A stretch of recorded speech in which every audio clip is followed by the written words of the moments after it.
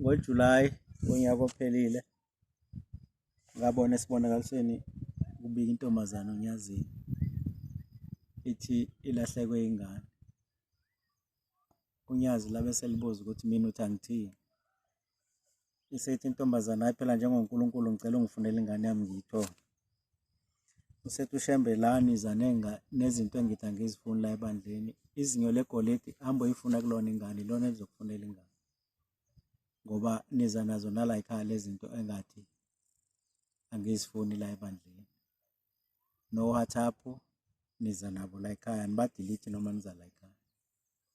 Noma niza la ekhaya niza nalezi nwele engathi angizifuni ezokuqhuma.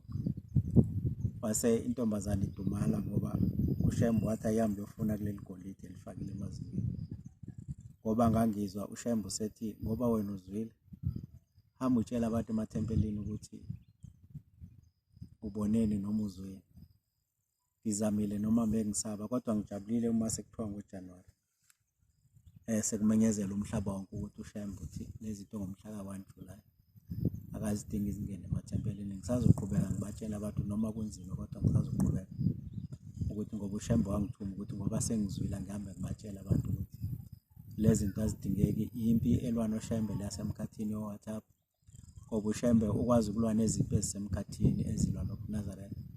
Kepha thina ngalaba WhatsApp siyakwazi ukulekelela imimoya esemkhathini, impi kaSathanism ukuthi ilwe namaNazaretha ize isinqobe izimpi. AmaNazaretha benganqotshwa lutho kodwa ngoba sesenza izinto uShembe angazidingi. Ingakho amaNazaretha uthole sekuthiwa livelelwe izinto eziningi nezingozi. Nezinto esizicela kuShembe sigcina singazitholi ngoba uShembe utheza nento kithi afike abone lento angayifuni kithi. Ngiyabonga.